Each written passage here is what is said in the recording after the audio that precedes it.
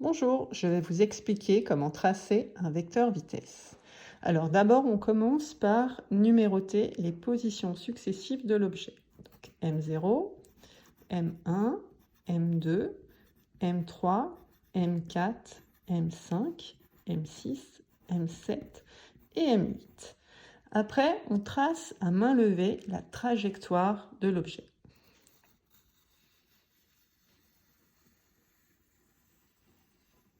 Voilà. Après, on va essayer de tracer le vecteur vitesse au point M4, celui-là. Donc ici, V4, c'est donc la distance entre le point M4 et M5 divisé par tau, qui est l'intervalle de temps entre le point 4 et le point 5.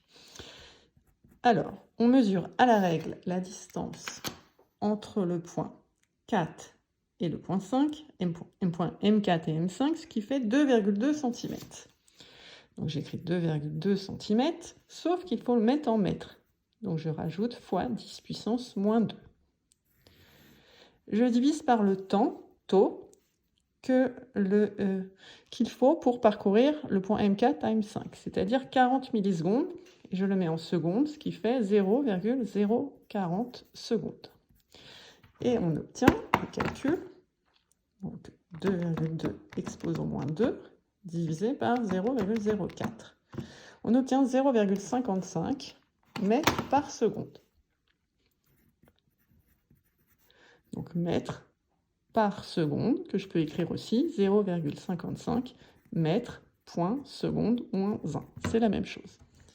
Donc là, nous avons la valeur du vecteur vitesse au point M4.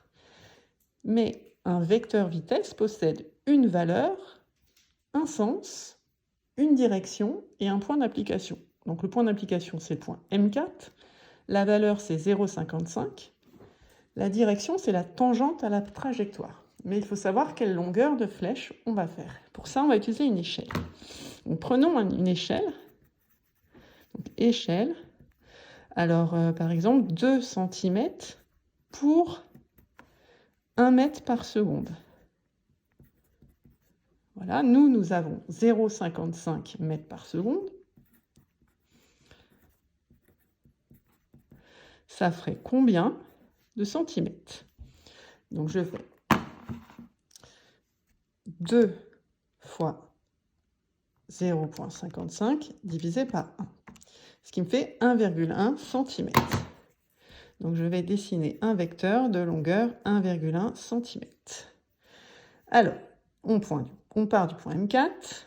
Pour tracer la tangente à la trajectoire, je vais faire un petit point avant et un petit point après.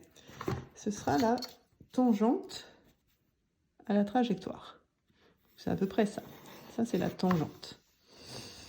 Alors, mon vecteur vitesse, je le commence, je vais le faire d'une autre couleur, je le commence au point M4 et je vais le faire d'une longueur 1,1 cm.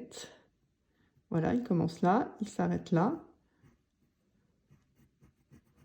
Alors, je vais le décaler un peu pour qu'on le voit bien. Voilà, et je fais une flèche qui commence ici, il est là, et il s'appelle vecteur V4, avec une flèche pour dire que c'est un vecteur. Voilà, j'espère que vous avez compris. À bientôt, au revoir.